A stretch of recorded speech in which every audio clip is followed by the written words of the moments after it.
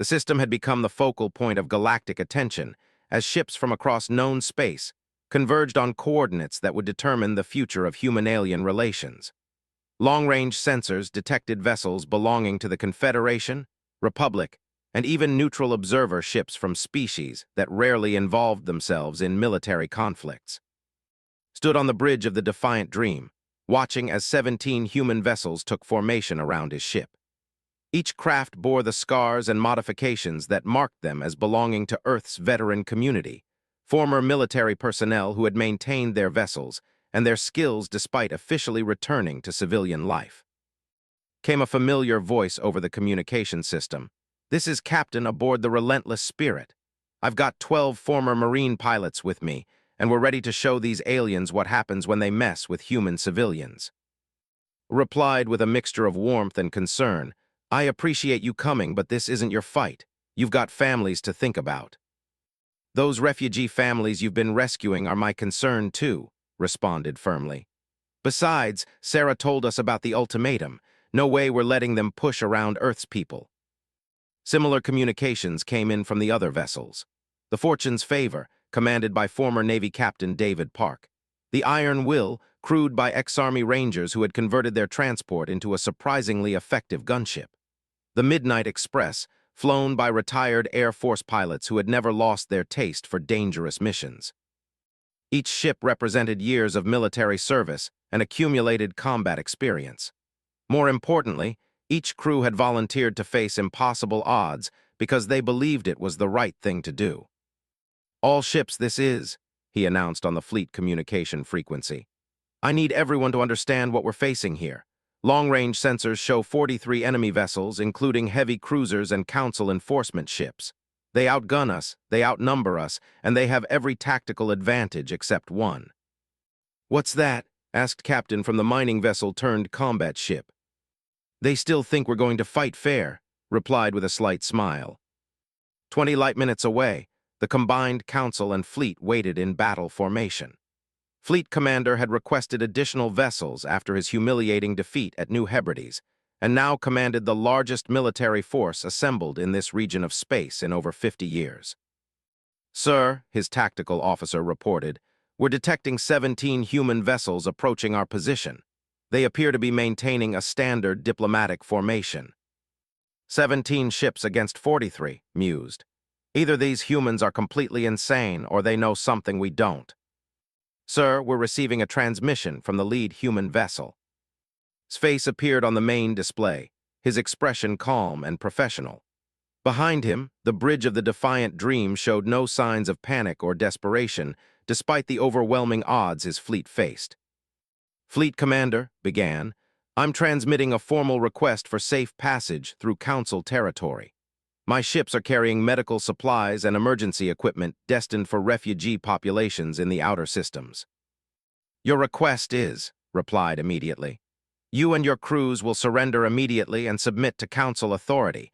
Any resistance will be met with lethal force." "I see," said thoughtfully. "In that case, I have a counter-proposal. You have exactly 10 minutes to withdraw all military vessels from this system before we implement alternative arrangements." "Alternative arrangements?" Features twisted into something resembling amusement.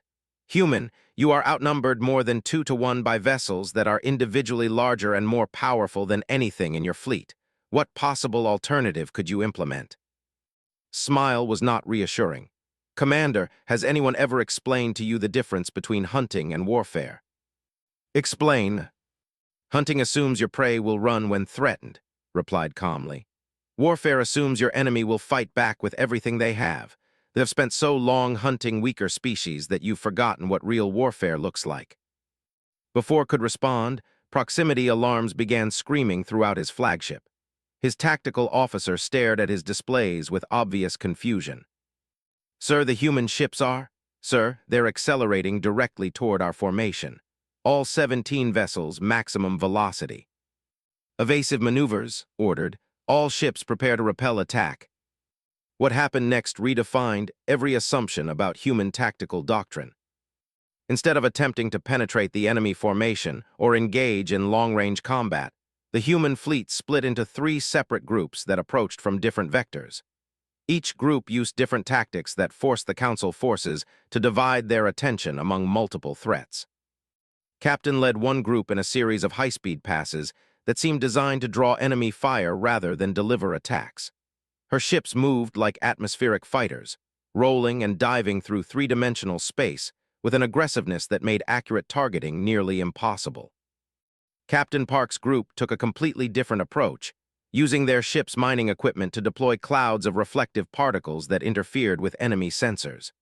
Within minutes, the formation was flying blind through a maze of sensor ghosts and false contacts. Meanwhile, led the third group in direct attacks against specific enemy vessels, but their targets were carefully chosen to maximize confusion rather than destruction. They disabled communication arrays, damaged sensor clusters, and destroyed weapon targeting systems while avoiding hits that would cause catastrophic damage. "They're not trying to destroy us," tactical officer reported with obvious bewilderment. "Every attack is precisely targeted to disable specific systems." "Then what are they trying to accomplish?" demanded. His answer came from an unexpected source. Throughout the engagement, the human ships had been deploying small objects that the sensors had classified as debris from damaged vessels. Too small to be threats, too numerous to track individually, they had been ignored as tactical irrelevancies. The objects were actually sophisticated communication relays that created an invisible network throughout the battlefield. When activated the network, every human ship suddenly had real-time tactical data about every enemy vessel's position, heading, and vulnerability status. The effect was immediate and devastating. Human ships that had been operating independently suddenly began moving with perfect coordination. They anticipated enemy maneuvers before they were implemented, concentrated fire on targets that were already weakened by previous attacks, and avoided defensive responses that hadn't been attempted yet. "Impossible," breathed Admiral from his observation vessel at the edge of the system. "They've created a distributed tactical intelligence network in the middle of a battle engagement. The processing power required for such coordination should exceed the capabilities of their individual ship computers." What the Admiral didn't understand was that human tactical doctrine placed enormous emphasis on individual initiative and decentralized decision-making. Instead of relying on centralized command computers to analyze and distribute tactical information, each human ship contributed its own analysis to a shared network that grew more effective as more vessels participated. The result was a collective intelligence that could process battlefield information faster than any single command system ever developed. "Sir," engineering officer called out as their ship shuddered under another precise attack. "They've disabled our primary targeting array. We can't achieve weapon lock on any of their vessels." "How?" demanded. "Their ships are smaller and less advanced than ours. They shouldn't be able to penetrate our defenses." "They're not penetrating our defenses, sir," the officer replied with obvious confusion. "They're convincing our own systems to lower them. Somehow, they've managed to transmit false shutdown commands to our shield generators and weapon systems." The truth was even more disturbing than the commander could have imagined. Human engineers had spent the past several hours analyzing the electronic signatures of Council military systems, looking for exploitable weaknesses in their communication protocols. They had discovered that most galactic civilizations relied heavily on standardized frequencies and encryption methods that prioritized compatibility over security. In essence, the galaxy's military forces had been designed to fight each other using familiar, predictable methods. They had never prepared for enemies who approached warfare as a puzzle to be solved rather than a contest to be won through superior force. "Fleet Commander," his communications officer announced, "we're receiving another transmission from the human leader." Appeared on the display again, but now his background showed the tactical plot of the entire engagement. Every council and vessel was clearly marked with damage assessments and vulnerability analyses that should have been impossible for human sensors to obtain. "Commander," said with professional courtesy, "as you can see, your fleet is now completely disabled. Your weapon systems are offline, your communication networks are compromised, and your propulsion systems are operating at less than 30% efficiency. You have two choices." "State them," growled through clenched teeth. "First option, order immediate withdrawal of all military vessels from this system, and guarantee safe passage for refugee evacuation operations. In return, we will repair the damage to your ships and provide assistance with emergency systems that may have been affected by our electronic countermeasures. And the second option? His expression hardened. We stopped being polite. To emphasize his point, every human vessel in the fleet simultaneously achieved target lock on critical systems throughout the enemy formation. Weapon signatures appeared on tactical displays, indicating that the humans could deliver devastating attacks against engineering sections, life support systems, and command centers simultaneously. The message was clear. If the humans had wanted to destroy the Council fleet, they could have done so at any point during the engagement.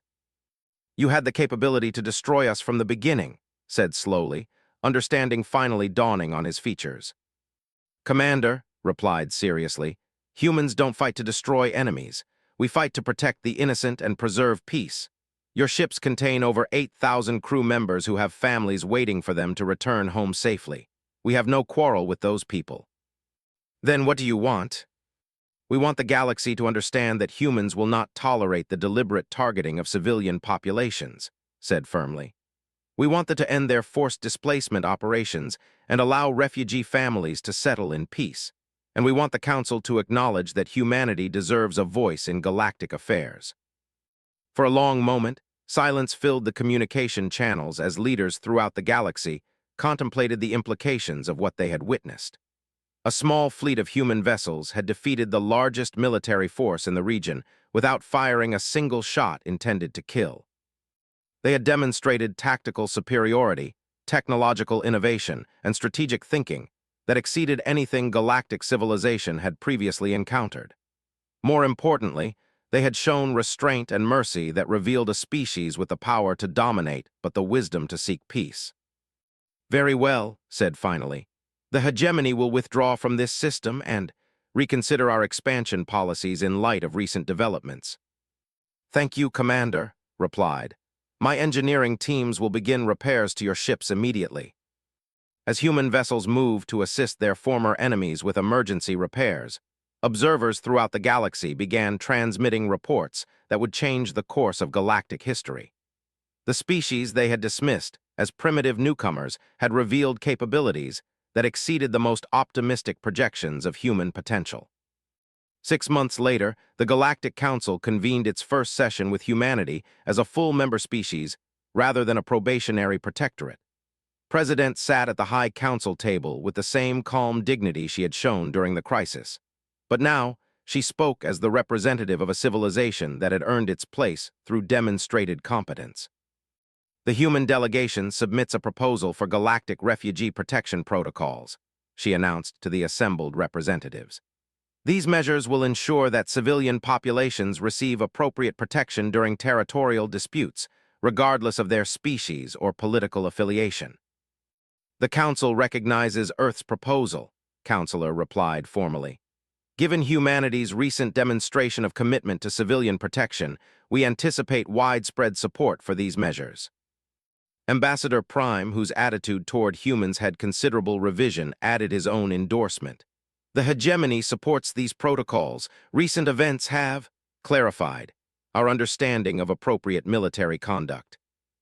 As the Council session continued, sat in the observation gallery alongside his crew members and fellow veterans. They had achieved something unprecedented in galactic history. They had forced an entire civilization to acknowledge their worth through demonstrated capability rather than inherited status. Think it'll stick?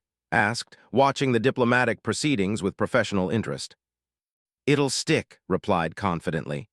The galaxy learned something important about humans. We're not conquerors or destroyers. We're protectors, but we're very, very good at what we do. Dr. Lisa looked up from a medical report she was reviewing. The refugee resettlement programs are ahead of schedule. Over 40,000 families have been relocated to safe territories in the past month. That's what matters, said, watching as Council delegates debated the finer points of civilian protection protocols. Every family that finds safety is worth all the risks we took.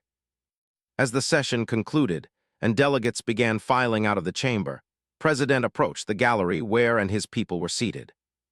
Captain, she said with a slight smile, The Council has formally requested that Earth establish a galactic protection service to oversee refugee assistance and civilian evacuation operations. I don't suppose you'd be interested in commanding such an organization. Looked around at his crew, the men and women who had risked everything to protect innocent lives, and saw the same determination in their eyes that had carried them through impossible odds. "Ma'am," he said with military precision, "it would be an honor." The galaxy had indeed learned too late that every human was a fighter. But they had also learned something far more important. Humans fought not to dominate, but to protect. And in a universe filled with species that sought power for its own sake, that distinction made all the difference. As news of humanity's new role spread throughout galactic civilization, peaceful species began to breathe easier knowing that someone was finally willing to stand between them and those who would do them harm. The age of human protection had begun. The plasma bolt seared through the air where had been standing a microsecond earlier. His enhanced reflexes, products of both genetic modification and cybernetic implants, had carried him into motion before Sfinger had completed its trigger pull. The movement was so fast that most observers couldn't track it with their eyes. His tactical training took over as he closed the distance, too. The commander's expression shifted from predatory confidence to shock, as his target seemed to simply vanish from his weapon's sights. His hand struck the reptilian's wrist with surgical precision, hitting a nerve cluster that forced the muscles to spasm and release the plasma pistol. The weapon clattered across the cantina floor as flowed into his next movement. Despite his surprise, attempted to bring his other hand up in a defensive gesture, but human combat doctrine emphasized speed and efficiency over strength. His elbow connected with a specific point on his throat, precisely targeting the species' vulnerability where their natural armor plating was thinnest. Staggered backward, gasping for air as his respiratory system struggled to function. The move would have killed most humanoid species instantly, but had calculated the exact force needed to incapacitate rather than kill. The message he was sending required the commander to survive. The three subordinate reacted with military training, reaching for their weapons while spreading out to avoid friendly fire. Their movements were coordinated and professional, reflecting years of combat experience. However, they were operating under the assumption that they were dealing with a typical human civilian, weak, slow, and easily overwhelmed. Had counted on that assumption. The first subordinate, a lieutenant identified by his bronze insignia, managed to clear his weapon from its holster before reached him. The human's augmented speed carried him across the space between them in less than a second, and his hand clamped down on this weapon arm with crushing force. Enhanced muscle fibers, originally developed for zero-gravity construction work but adapted for military use, gave strength that exceeded most natural species. Thus bones, despite their density, weren't designed to withstand the focused pressure could generate. The sharp crack of breaking bone echoed through the silent cantina. The lieutenant's scream of pain and surprise cut through the air as twisted the broken arm, forcing the weapon to fall. Without pausing, drove his knee into the solar plexus with enough force to lift the massive reptilian off his feet and send him crashing into a nearby table. The second subordinate had drawn his plasma rifle and was bringing it to bear when peripheral vision, enhanced by ocular implants that provided nearly 360-degree awareness, detected the movement. Dropped into a roll that carried him beneath the weapon's line of fire, coming up directly in front of the. The confused reptilian tried to adjust his aim downward, but was already inside the weapon's effective range. The human's fist, traveling with the force of a mechanical piston, struck this weapon just behind the power cell. The impact sent violent vibrations through the rifle's internal systems, causing a feedback loop that overloaded the energy matrix. The plasma rifle exploded in a shower of sparks and superheated metal, the blast throwing both combatants backward. The caught in the full force of his own weapon's destruction, collapsed with severe burns across his chest and arms. Rolled with the explosion's impact, his reinforced skeleton and enhanced healing factor allowing him to absorb damage that would cripple most beings. The third subordinate, a sergeant with multiple combat decorations, had witnessed the destruction of his comrades with growing horror. Were apex predators on there, evolved to dominate through superior strength and natural weapons. The idea that a human, a species they considered barely more advanced than prey animals, could systematically dismantle trained warriors was incomprehensible. The sergeant abandoned his attempt to draw his sidearm and instead activated his personal energy shield, a military-grade defensive system that could deflect most projectile and energy weapons. The shimmering barrier sprang to life around him as he triggered his emergency beacon, calling for immediate backup from the military contingent stationed at Nexus 7. Straightened from his combat crouch, his clothing slightly singed from the plasma rifle explosion, but otherwise unmarked. His enhanced healing systems were already repairing the minor damage he'd sustained, while his neural implants analyzed the tactical situation and calculated optimal response strategies. "Smart move with the shield," acknowledged, his voice carrying none of the strain that should have accompanied such intense combat. "But you're thinking like a linear tactics, overwhelming force, intimidation through superior firepower." The sergeant's shield flickered as power fluctuations ran through its energy matrix. The device was designed for battlefield conditions, not for extended use in close quarters against an opponent who seemed to understand its operational parameters better than he did.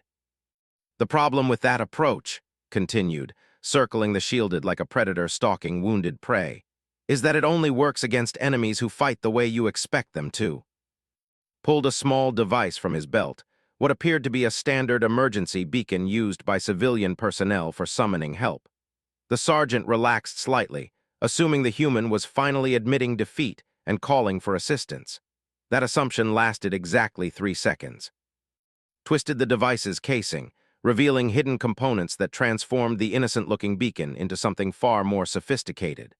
The device emitted a high-frequency electromagnetic pulse precisely calibrated to interfere with shield generators. The technology was classified as military equipment by the Galactic Council, illegal for civilians to possess.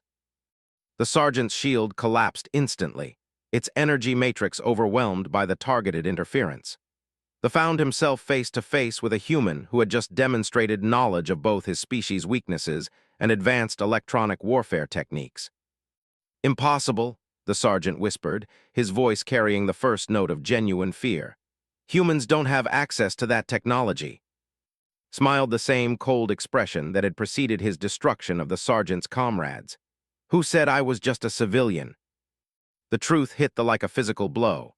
The human's movements, his knowledge of alien physiology, his possession of classified military equipment, these weren't the attributes of a simple logistics coordinator. Was military, probably special forces, and definitely far more dangerous than any intelligence report had suggested. Commander, still struggling to breathe properly from the precise strike to his throat, watched in horror as his carefully planned lesson in superiority collapsed around him. His subordinates were down, his own authority was shattered, and the weak human he'd intended to humiliate was revealing himself to be something entirely different from what they'd expected. The cantina remained deadly silent. Other patrons pressed against the walls as they witnessed the systematic dismantling of military personnel by a single human. News of this confrontation would spread throughout the station within hours, carrying implications that would reach far beyond Nexus 7. Deactivated his electromagnetic device and returned it to his belt, then walked calmly back to his original table. He retrieved his tablet from his jacket pocket and resumed reviewing shipping manifests as if nothing had happened. "Your backup should arrive in approximately 4 minutes," he said without looking up from his work. "I suggest you use that time to decide how you want to explain this to your superiors." The news of the cantina incident spread through Nexus 7's communication networks within hours, but the story that emerged bore little resemblance to what had actually transpired. According to the official military report filed by Major N, Commander had discovered a significant intelligence gap regarding human military capabilities during a routine interaction with civilian personnel. The report recommended immediate reassessment of threat levels assigned to human operatives throughout controlled space. However, the unofficial accounts spreading through alien social networks painted a far more dramatic picture. Eyewitness recordings from the cantina showed fragments of the confrontation, a single human systematically defeating multiple warriors with apparent ease. The videos were incomplete and often corrupted, but they provided enough evidence to fuel speculation across dozens of species about humanity's true military capabilities. Dr. Ra, the Nexus 7 station's chief and a member of the peaceful species, had witnessed the entire confrontation from her corner booth. Her scientific training compelled her to analyze what she'd observed, and her conclusions were disturbing. The humans' movements had exceeded known parameters for the species by significant margins, suggesting either widespread genetic modification or the existence of a military enhancement program that had escaped galactic attention. She transmitted her preliminary observations to the Science Council, where they triggered immediate interest among researchers studying human integration into galactic society. Within days, similar reports began emerging from trade stations, diplomatic facilities, and research outposts throughout human-inhabited space. The pattern was clear: humans in positions of authority consistently demonstrated capabilities that exceeded their species' official specifications.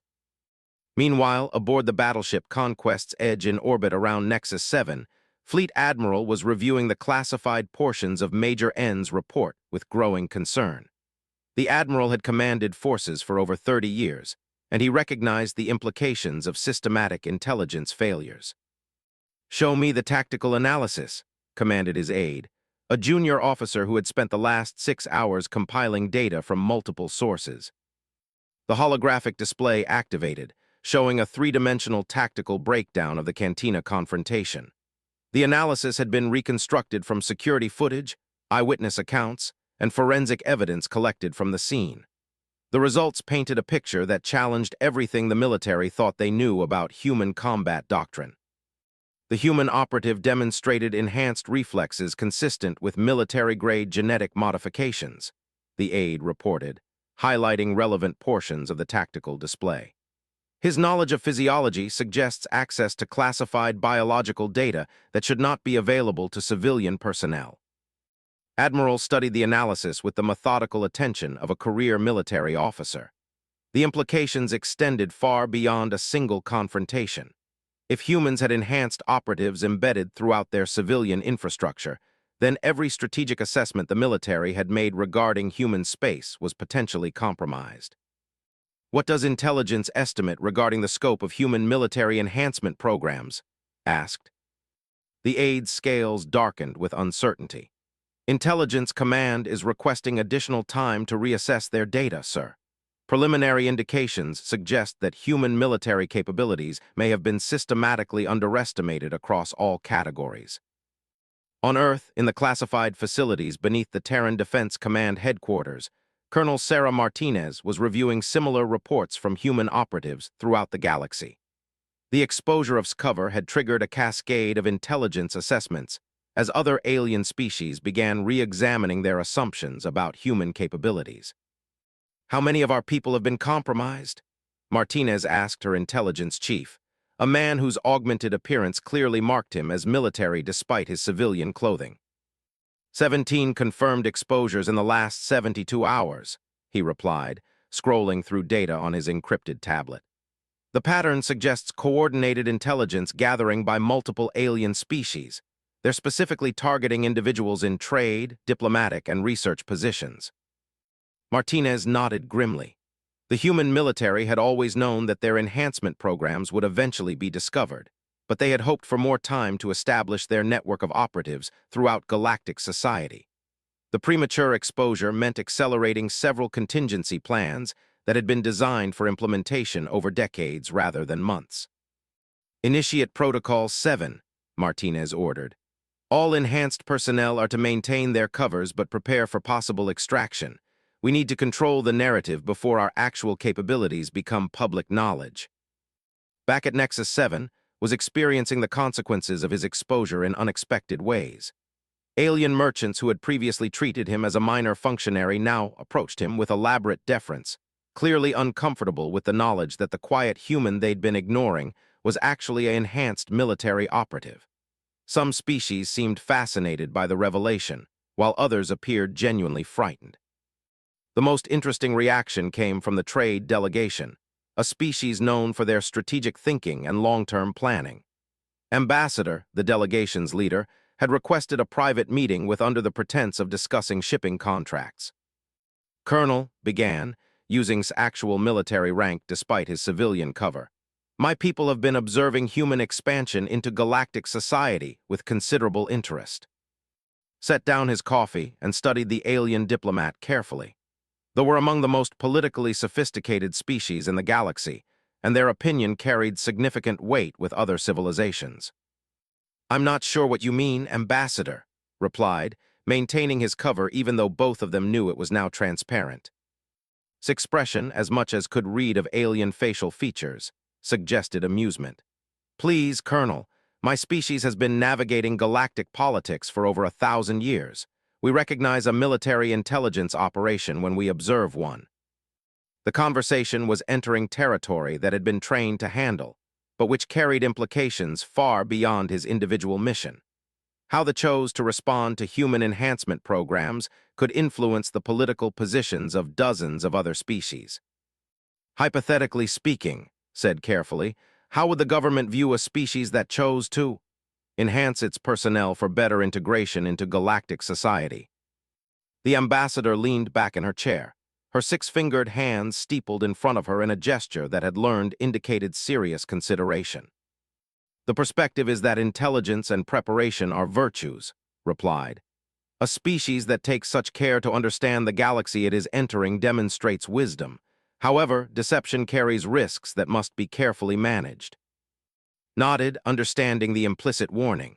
They weren't threatened by human enhancement programs, but they were concerned about the political instability that could result from widespread discovery of covert operations.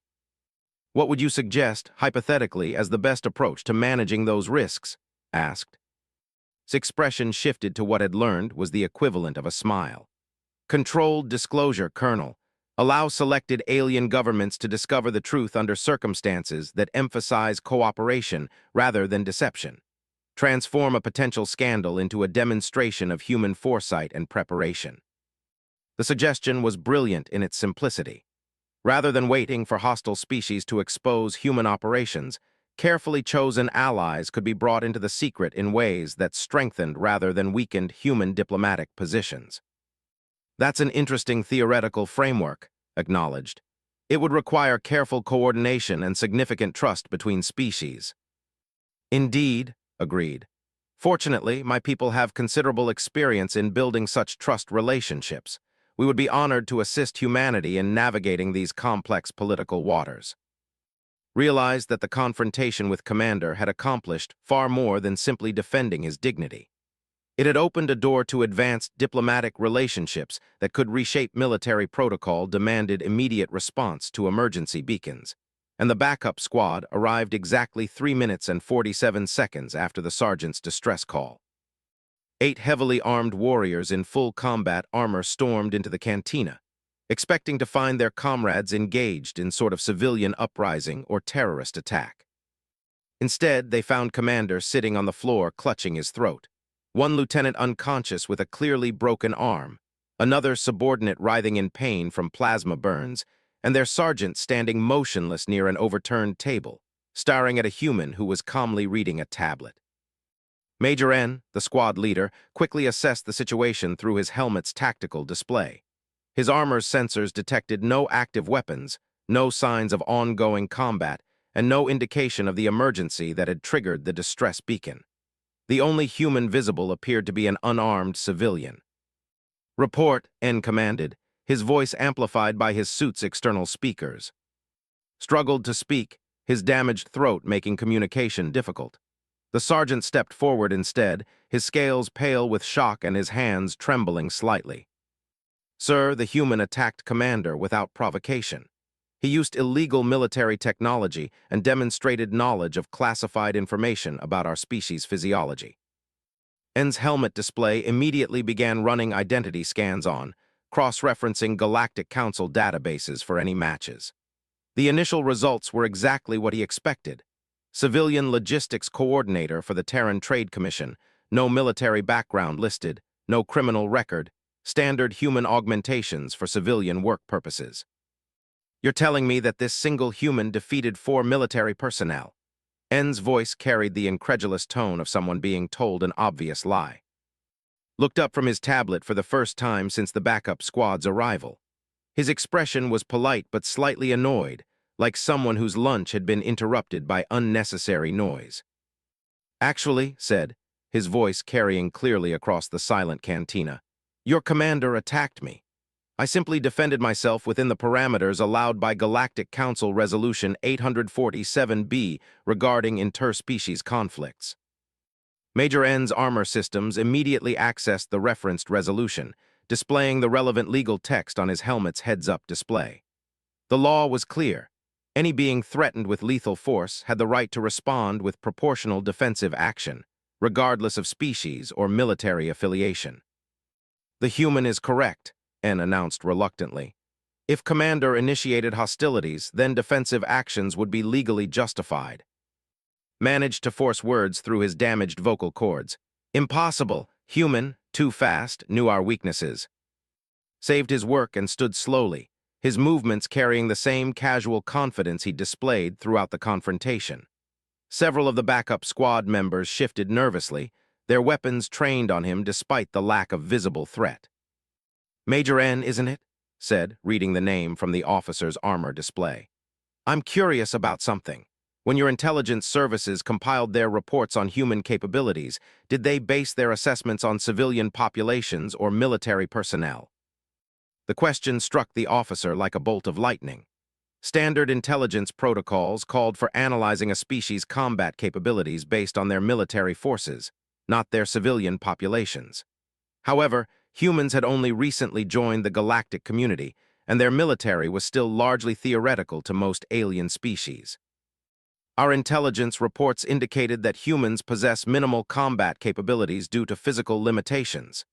N replied carefully, his tactical training warning him that this conversation was heading into dangerous territory. Nodded thoughtfully. That would be accurate if you were analyzing typical human civilians. However, your intelligence services seem to have missed some important details about human military enhancement protocols. The Major's helmet display began running deeper scans, this time accessing classified military databases that required special authorization. The new search parameters yielded dramatically different results that had been carefully hidden behind layers of diplomatic cover and bureaucratic misdirection. Colonel Terran Special Operations Command, 12 years active duty including 3 years with the infamous Ghost Battalion.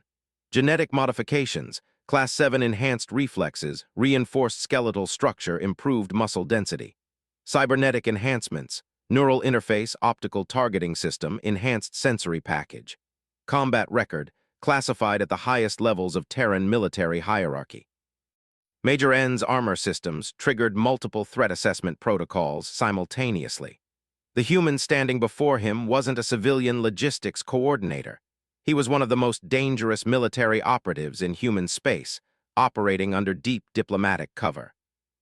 You're not who you appear to be, N said, his hand moving instinctively toward his weapon.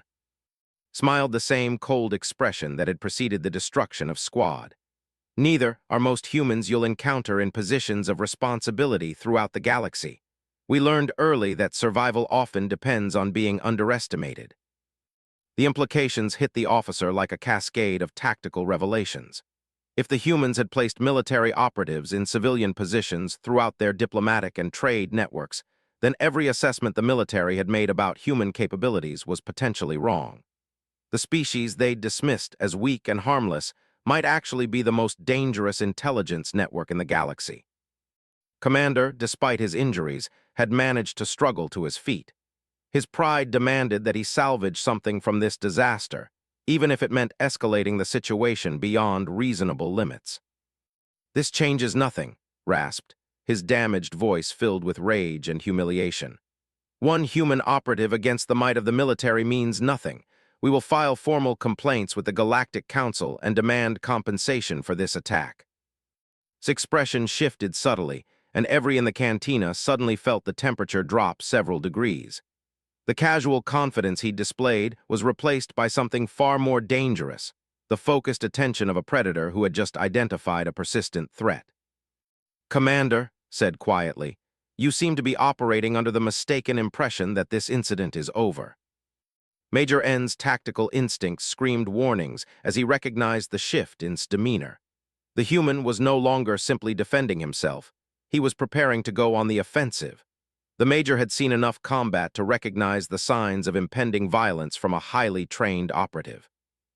Perhaps we should contact the station authorities and resolve this through proper diplomatic channels, N suggested, trying to de-escalate a situation that was spiraling beyond anyone's control.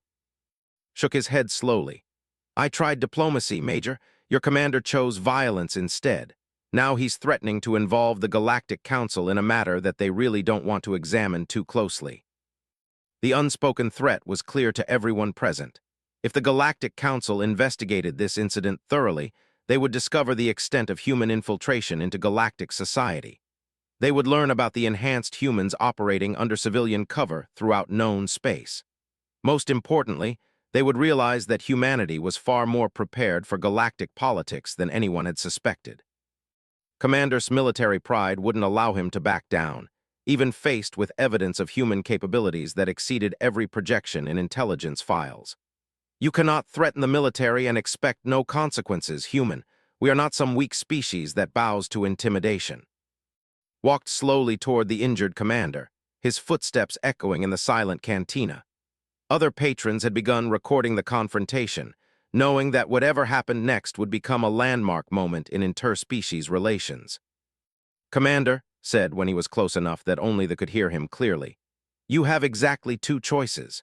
You can file your complaint with the Galactic Council and watch your entire intelligence apparatus get exposed as incompetent when they investigate how you managed to lose a fight to a supposedly weak human civilian.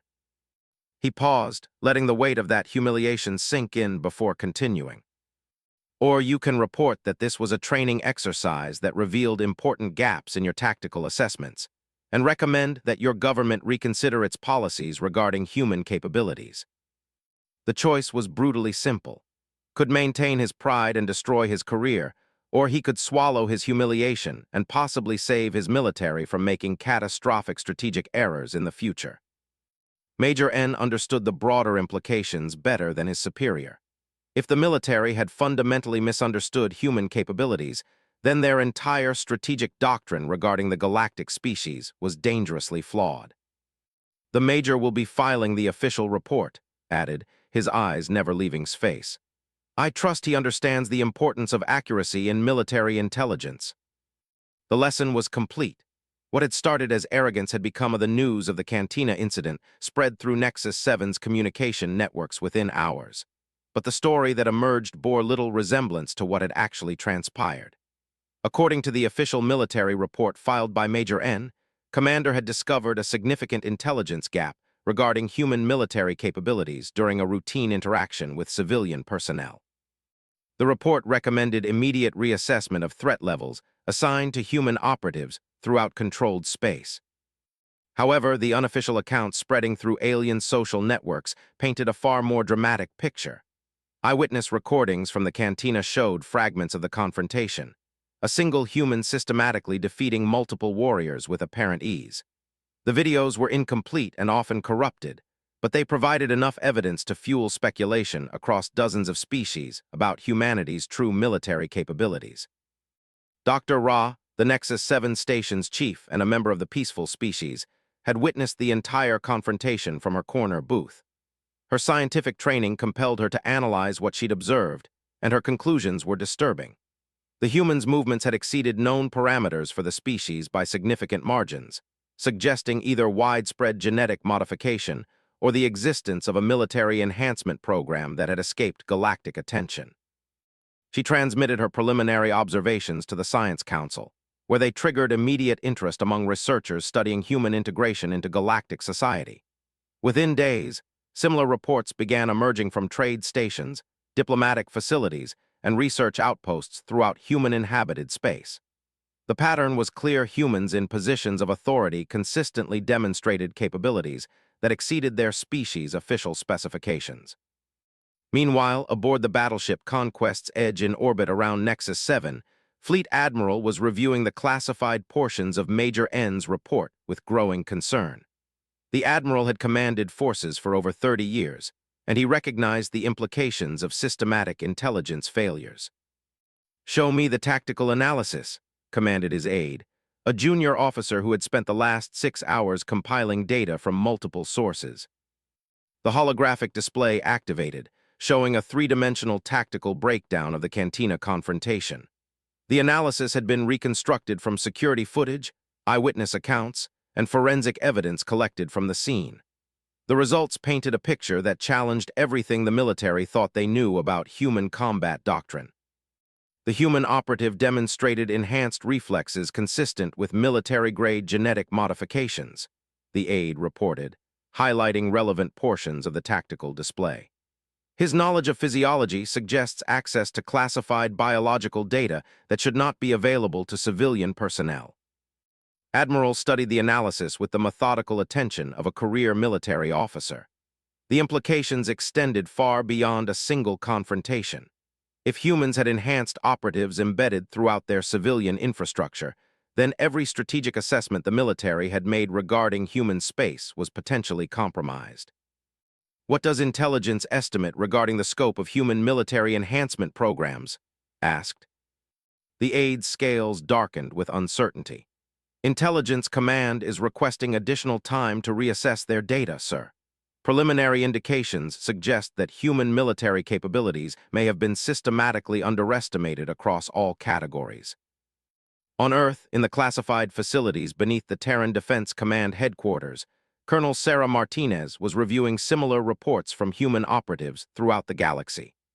The exposure of cover had triggered a cascade of intelligence assessments as other alien species began re-examining their assumptions about human capabilities. How many of our people have been compromised?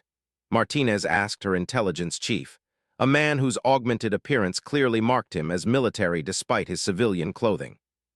17 confirmed exposures in the last 72 hours, he replied, scrolling through data on his encrypted tablet. The pattern suggests coordinated intelligence gathering by multiple alien species. They're specifically targeting individuals in trade, diplomatic, and research positions. Martinez nodded grimly. The human military had always known that their enhancement programs would eventually be discovered, but they had hoped for more time to establish their network of operatives throughout galactic society. The premature exposure meant accelerating several contingency plans that had been designed for implementation over decades rather than months. Initiate Protocol 7, Martinez ordered. All enhanced personnel are to maintain their covers but prepare for possible extraction. We need to control the narrative before our actual capabilities become public knowledge. Back at Nexus 7, was experiencing the consequences of his exposure in unexpected ways. Alien merchants who had previously treated him as a minor functionary now approached him with elaborate deference, clearly uncomfortable with the knowledge that the quiet human they'd been ignoring was actually an enhanced military operative. Some species seemed fascinated by the revelation, while others appeared genuinely frightened. The most interesting reaction came from the trade delegation, a species known for their strategic thinking and long-term planning. Ambassador, the delegation's leader, had requested a private meeting with under the pretense of discussing shipping contracts.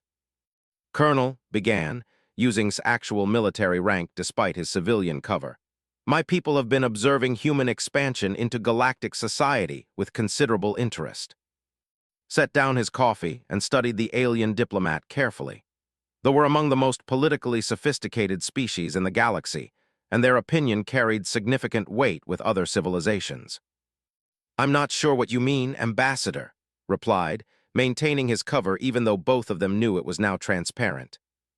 His expression, as much as could read of alien facial features, suggested amusement.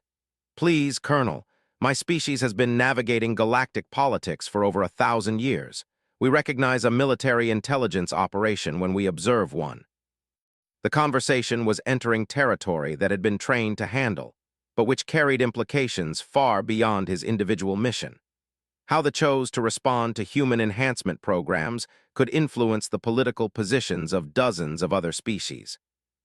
Hypothetically speaking, said carefully, how would the government view a species that chose to enhance its personnel for better integration into galactic society? The ambassador leaned back in her chair, her six-fingered hands steepled in front of her in a gesture that had learned indicated serious consideration. The perspective is that intelligence and preparation are virtues, replied. A species that takes such care to understand the galaxy it is entering demonstrates wisdom. However, deception carries risks that must be carefully managed. Nodded, understanding the implicit warning. They weren't threatened by human enhancement programs, but they were concerned about the political instability that could result from widespread discovery of covert operations. What would you suggest, hypothetically, as the best approach to managing those risks? Asked. His expression shifted to what had learned was the equivalent of a smile. Controlled disclosure, Colonel. Allow selected alien governments to discover the truth under circumstances that emphasize cooperation rather than deception. Transform a potential scandal into a demonstration of human foresight and preparation. The suggestion was brilliant in its simplicity. Rather than waiting for hostile species to expose human operations, carefully chosen allies could be brought into the secret in ways that strengthened rather than weakened human diplomatic positions. That's an interesting theoretical framework, acknowledged. It would require careful coordination and significant trust between species. Indeed, agreed. Fortunately, my people have considerable experience in building such trust relationships. We would be honored to assist humanity in navigating these complex political waters. Realized that the confrontation with Commander had accomplished far more than simply defending his dignity. It had opened a door to advanced diplomatic relationships that could reshape humanity's position in galactic society. The lesson that had begun with arrogance was evolving into an opportunity for unprecedented interspecies cooperation. 3 months after the incident at Nexus 7, the Galactic Council convened its first emergency session regarding human integration protocols. Representatives from 47 species gathered in the massive amphitheater on Galactic Prime. Their discussions focused on revelations that had fundamentally altered the political landscape of known space. Ambassador, representing the Terran Federation, stood before the assembly with quiet confidence. Her enhanced hearing could detect the nervous whispers in a dozen alien languages, as species representatives debated how to respond to the discovery that humanity had been far more prepared for galactic society than anyone had realized. Honored representatives, began, her voice carrying clearly through the translation systems. Humanity comes before this council to address concerns that have arisen regarding our integration into galactic society. The representative, Fleet Admiral himself, shifted uncomfortably in his seat. The aftermath of Commander's humiliation had triggered a complete overhaul of intelligence operations, revealing systematic failures in their assessment of multiple species, not just humans. The delegation demands an explanation for the deceptive practices employed by human operatives throughout our space, announced, his translated words carrying the formal anger required by his species' political protocols. Ambassador nodded respectfully. Admiral, the concern is understandable. However, I must respectfully point out that humanity never claimed to lack enhanced individuals. Our species simply chose not to advertise capabilities that other civilizations might view as threatening. The distinction was crucial, and several species representatives immediately recognized its implications. Humans hadn't lied about their abilities. They had simply allowed others to make incorrect assumptions based on incomplete data. The ambassador rose to address the assembly. Her species' reputation for wisdom carried significant weight in council deliberations, and her support for humanity had become a major factor in shaping galactic opinion. The delegation believes that humanity demonstrated admirable caution in revealing their capabilities gradually, stated. A species that understands the importance of careful integration poses less risk to galactic stability than one that demands immediate recognition of its strength. Several other species murmured agreement, recognizing the wisdom of the human approach. The galaxy had seen too many conflicts caused by newly ascended civilizations demanding immediate respect and territory. Humanity's patient strategy suggested a maturity that was rare among younger species. Dr. Ra, representing the Science Council, activated the chamber's holographic display to show her analysis of human enhancement technologies. The data she presented revealed capabilities that exceeded most species' military specifications, while remaining within acceptable parameters for galactic society.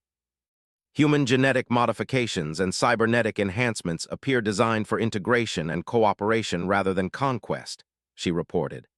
Enhanced reflexes, improved sensory capabilities, and expanded cognitive functions all support diplomatic and trade missions rather than aggressive expansion.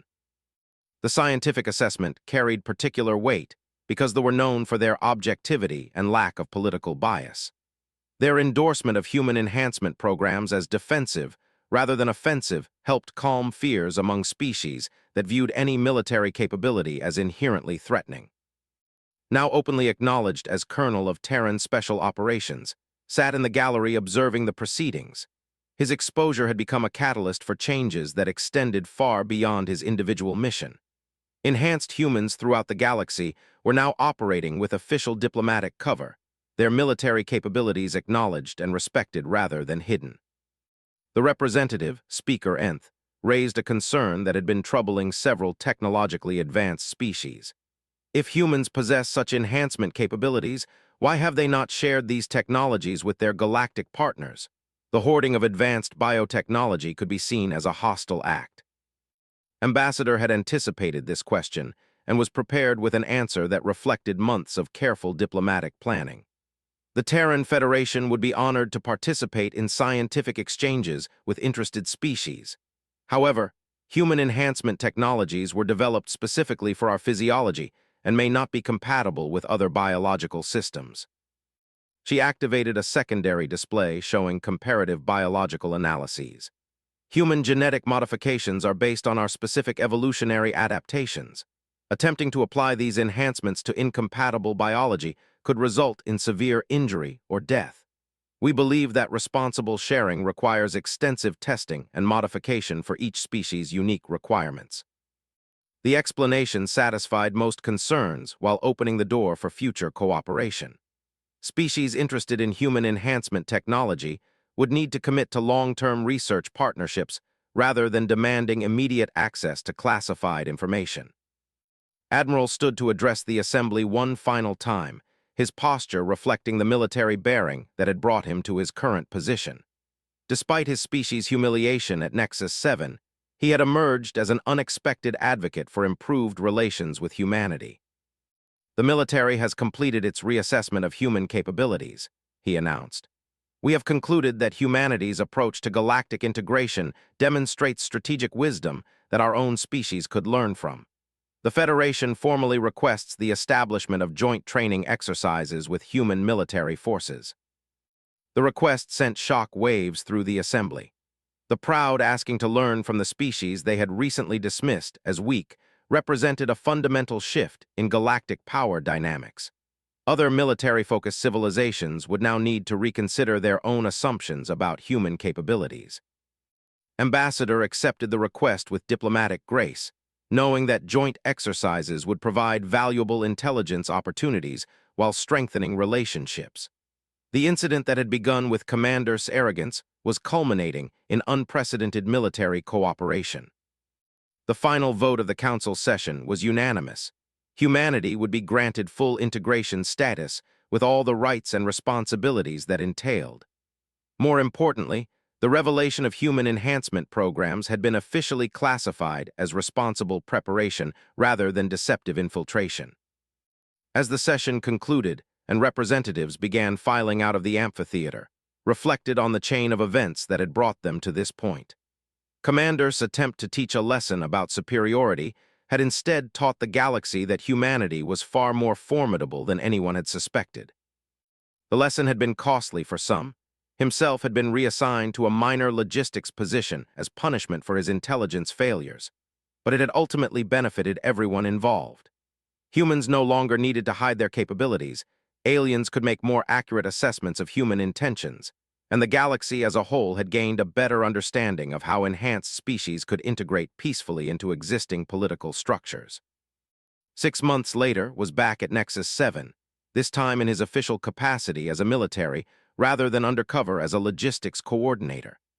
The cantina where everything had begun now bore a small plaque commemorating the first open demonstration of human military capabilities in galactic space.